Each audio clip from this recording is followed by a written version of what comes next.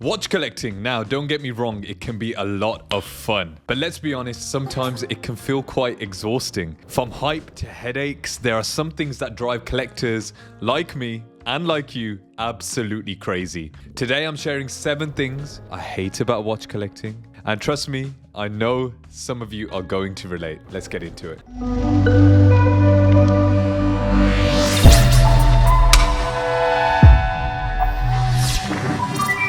First off, the cost. Collecting watches isn't just a hobby, it's a financial roller coaster.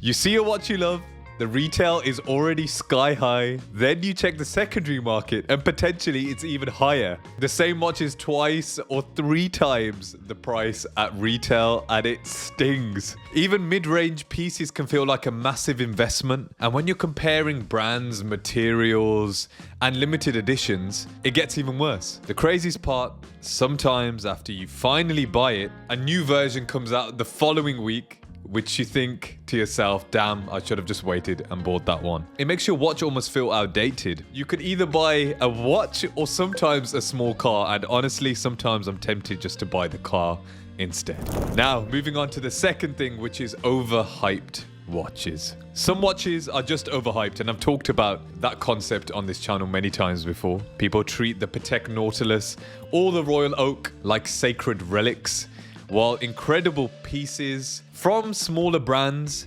barely get a glance. And I don't know why. I don't know why that is. You have collectors obsessing over Instagram points instead of watches that genuinely matter and that they genuinely even like. I know so many people now that just have bought a Submariner, that have just bought a Datejust just because it's a Rolex. They don't even like the watch that they buy. It's crazy, absolutely crazy. It's frustrating because, you know, so many micro brands now are creating masterpieces and they just get lost because of all the hype surrounding the bigger brands. And of course, the bigger brands are always going to win because they have bigger budgets, better marketing. Not in every case, but in most cases. And sometimes, therefore, being a collector feels like you are trapped in a popularity contest instead of just enjoying watches for what they actually are, which personally I absolutely hate and I try and stay out of, which is pretty obvious. Moving on to number 3, the secondary market madness. Now, this only applies to a couple of brands and models, of course, where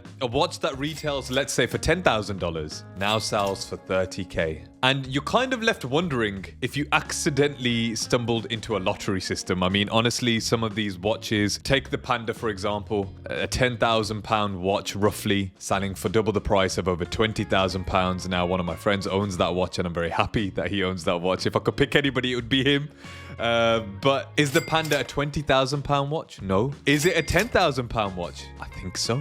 And I think it's a great deal for £10,000. But, you know, it gets a little bit silly when still sports watches are over £20,000. I don't know whether you agree with me, but I think it starts to get a little bit silly, guys. Come on. Now, this leads me on to number 4, which is flippers and scalpers. Now, this is relevant in so many different hobbies and, you know, unfortunately exists so much more than it used to. Take, you know, the new PlayStation 5, take the Nintendo Switch 2, so many things that get released, or even going to watch somebody like Ariana Grande at concert. It's just so difficult to get hold of something when it's out and when it's brand new.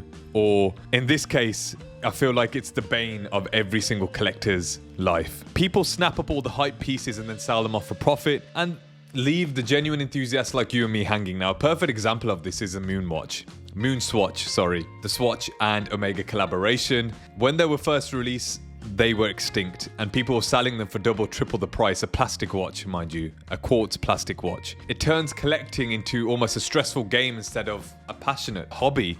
The worst part, their posts online about their successful flips, I'm talking about the scalpers here, and they kind of just rub it in your face. It's crazy. And honestly, if you're flipping watches for profit and you're just a collector, I feel like you've missed the point of collecting entirely. Anyway, let me know in the comments what you think about that. Okay, number 5. Before I get into number 5, if you're still watching, please do like, subscribe, hit the bell icon. Apparently you can hype videos now, so please do hype this video so more people can watch it. I really appreciate all your support so far. Getting into number 5, sensitive collectors who cry if you don't like their watch. Now, I have felt the brunt of all of your guys' comments recently, especially when I've been ranking watches, ranking watch brands. Some collectors are just way too sensitive. You make the tiniest critique. You maybe don't like the thickness, the aesthetic, or the dial, and suddenly it becomes a personal attack. I've talked about not liking the Rolex Datejust, for example,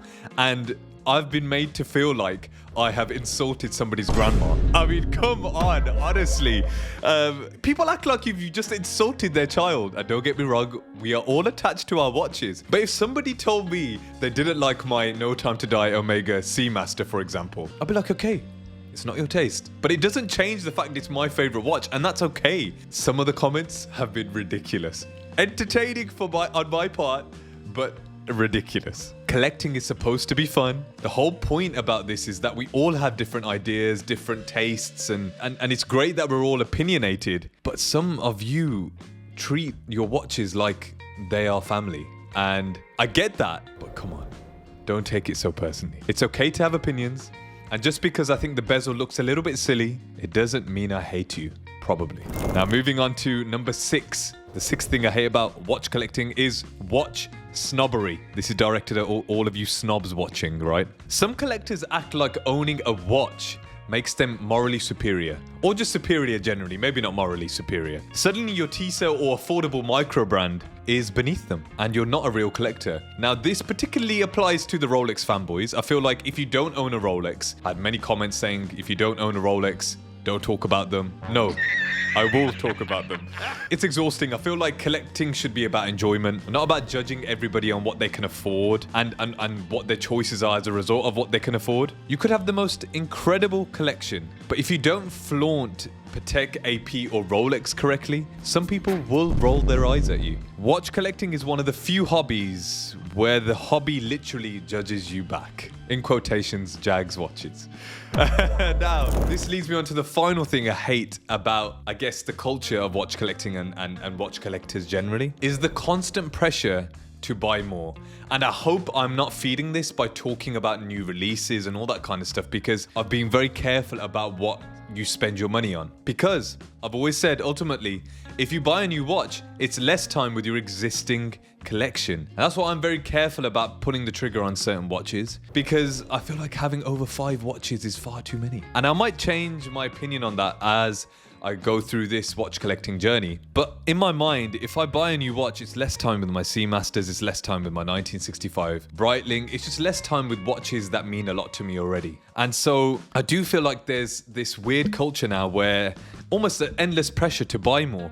On Instagram, YouTube, forums, Reddit, everyone's posting their next grail or making you feel like you have to buy another watch to make your collection complete, for example. And again, I don't want to be a hypocrite here, because I talk about a lot of my videos are advice on how to buy your next watch, and I want to make it clear, my advice is for those people that really need that next watch or want that next watch, not those people. I'm not trying to convince you to buy a watch just for the sake of buying the watch, is basically what I'm trying to get across. It makes chasing pieces not because you love them, but because you feel behind almost in the hobby, and you kind of FOMO, fear of missing out, because everybody else seems to just be buying watches every day now, which, by the way, isn't the case. Social media has kind of exaggerated this watch hobby entirely. It's normalized buying a Rolex every other day. People don't do this. This is not real life. Despite all these frustrations, I have to say, despite all these frustrators, the cost of flippers, the snobbery, the overhype, I still love watch collecting, and I hope all of you guys still do too, because at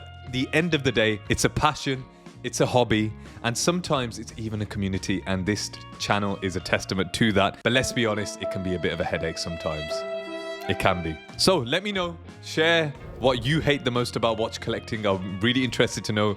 I'm hoping some of these can relate to you guys, some of the frustrations I've had by running this channel, but also just being a watch collector and a bit of a watch nerd in the background. Drop your comments down below. And as usual, if you've enjoyed this video, please do like, subscribe, hit the bell icon, hype this video as well. I'd really appreciate it. And go follow me over on Instagram as well. I'm trying to grow that channel. I've been Jag from Jags Watches.